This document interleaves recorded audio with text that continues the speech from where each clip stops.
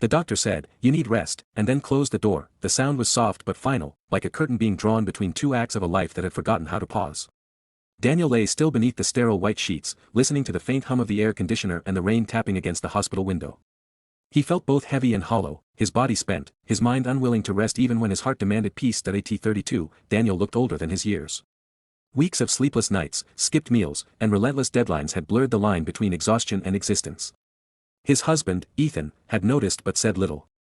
Ethan's way of caring was practical, reminders about vitamins, brief touches on the shoulder, a question asked while already walking out the door.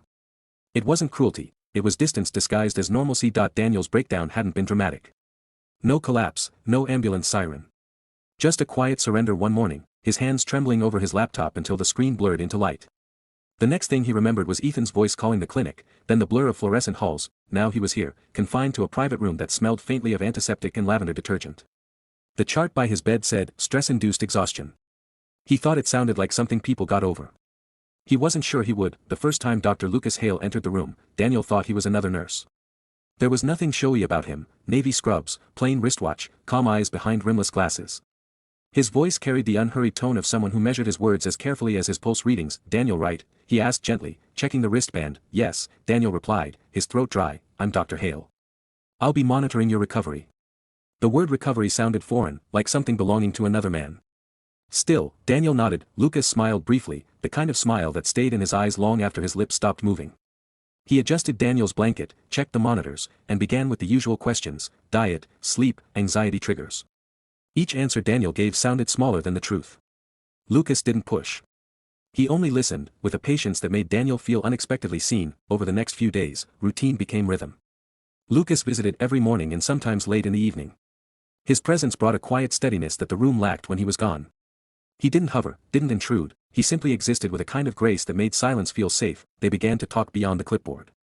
Daniel mentioned his work as a marketing strategist, the pressure to perform, the fear of fading relevance. Lucas listened without judgment, his pen paused mid-note. When Daniel mentioned Ethan, his tone softened unconsciously. "He means well," Daniel said. "He just doesn't notice the small things anymore." Lucas nodded as if he understood without needing details. "People often stop noticing when they believe something is permanent," he said quietly. "Until it isn't." The remark lingered long after he left the room. That night, Daniel dreamt not of work or exhaustion but of stillness, the image of Lucas standing by the window, his silhouette framed against the rain. When he woke, he scolded himself for the thought. It wasn't desire, he told himself, just gratitude disguised as longing. Days stretched into a strange comfort.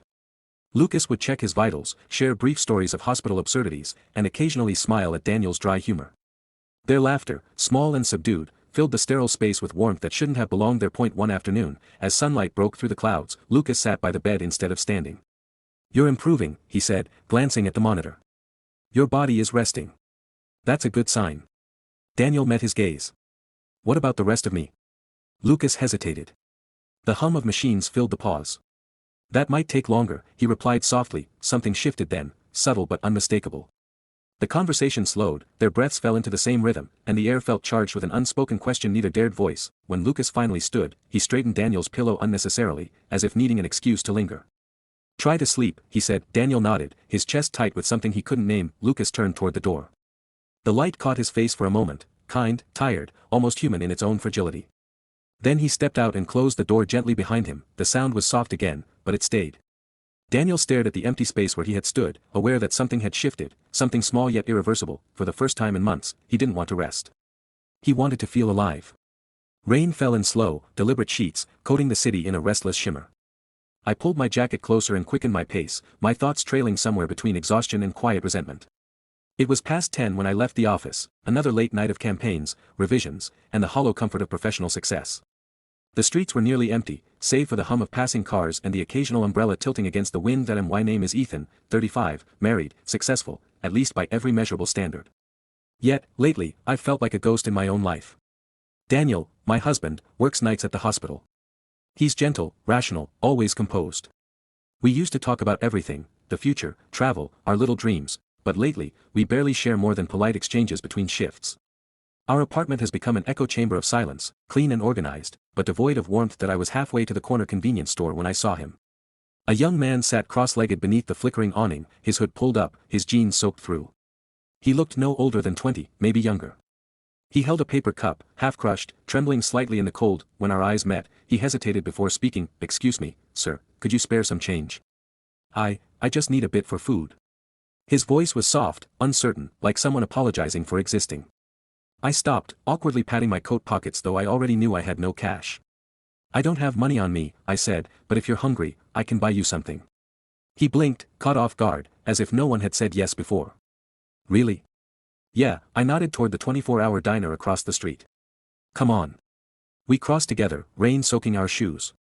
Inside, the diner's warmth wrapped around us, smelling faintly of coffee and grease. The waitress glanced up, offered a tired smile, and led us to a booth. The boy ordered cautiously, "Just soup and toast," while I got coffee I didn't need. He introduced himself as Liam.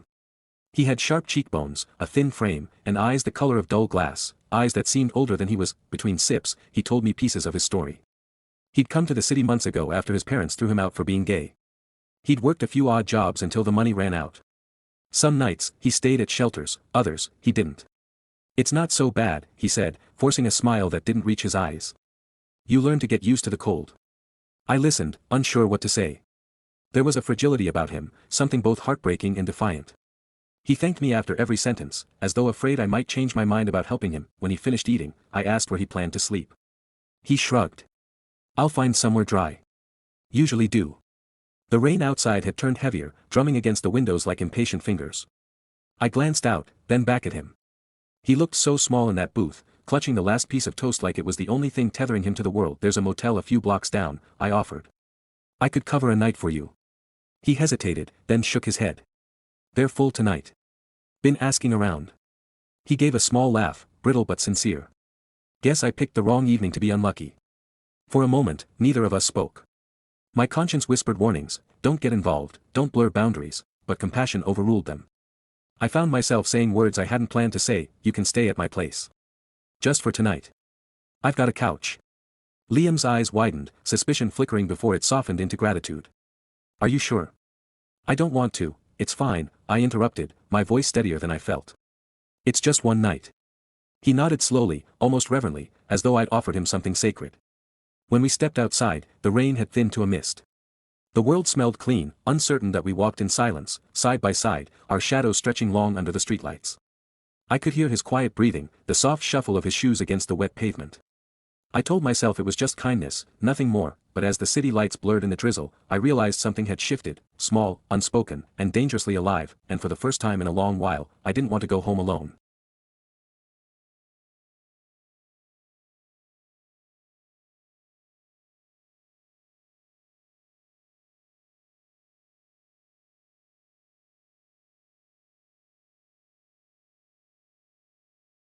The morning Daniel left the hospital, the world felt sharper, too bright, too loud, too alive.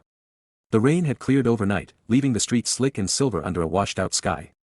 He stood by the window, still in his hospital gown, watching the city breathe beyond the glass. Somewhere in the corridor, a nurse laughed, a cart squeaked over the tile, life went on, untouched by what had happened inside this room. Ethan arrived early, carrying coffee and a strained smile. His eyes held concern, not suspicion.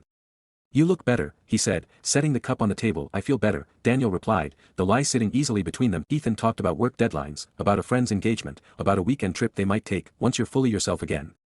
His words blurred into background noise, each sentence pressing lightly against Daniel's guilt. He nodded at the right times, smiled where expected, and wondered when he had become so skilled at pretending. When Lucas entered, the room shifted, quietly, imperceptibly, but enough for Daniel to feel it. His expression was composed, the professional calm returned. Only his eyes betrayed something heavier. "You're cleared to go," Lucas said, glancing at the clipboard without really reading it.